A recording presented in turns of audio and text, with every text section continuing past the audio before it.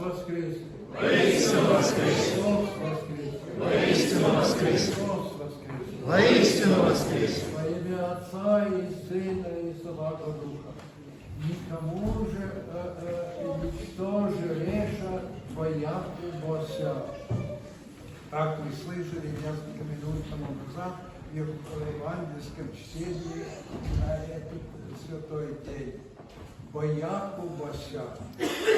И, как все мы знаем, характерно для православной церкви, для православных христиан, то, что мы не занимаемся тем, что называется прозелитизмом.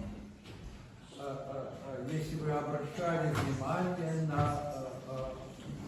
апостольское чтение, там тоже прозелиты упоминаются. Николай Прозелит, пришлец антиохийский.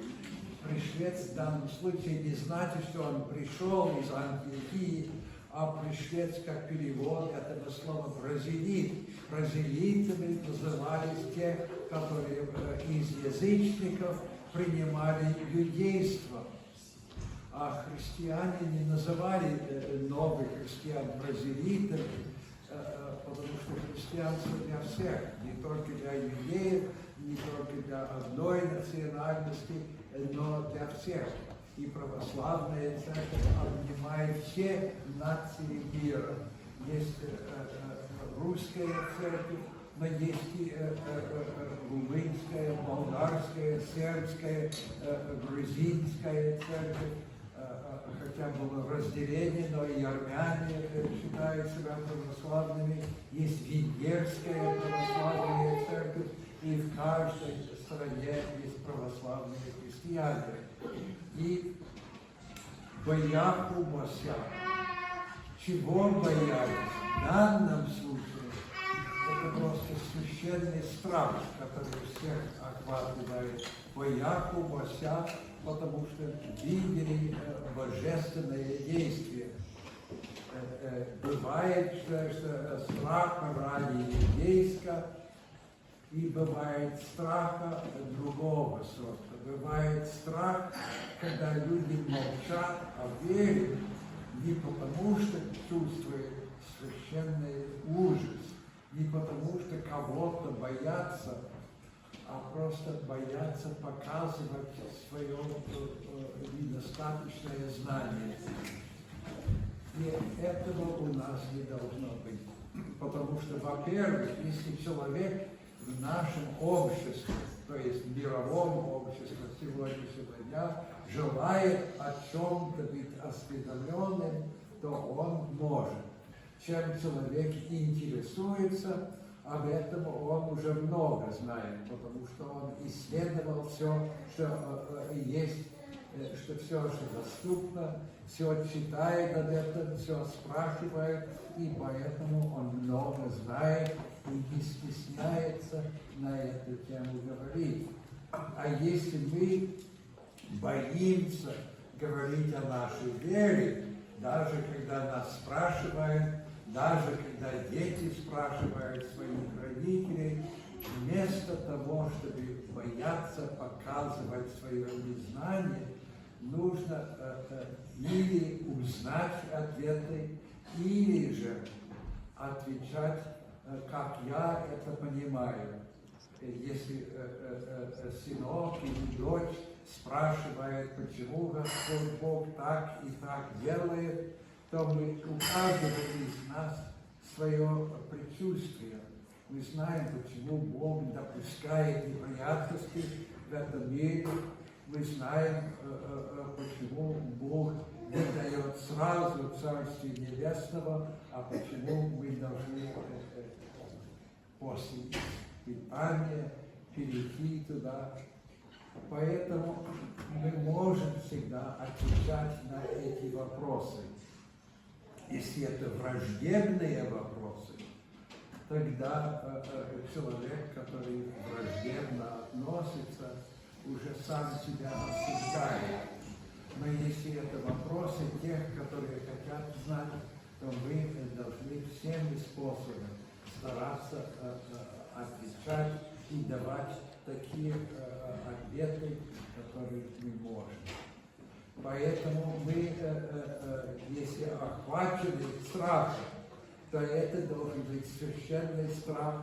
Это в некоторых случаях это может быть страх перед проблемами ежедневной жизни, но мы не должны своего невежества стесняться и поэтому молчать о тех истинах, которые Господь Бог открыл нам.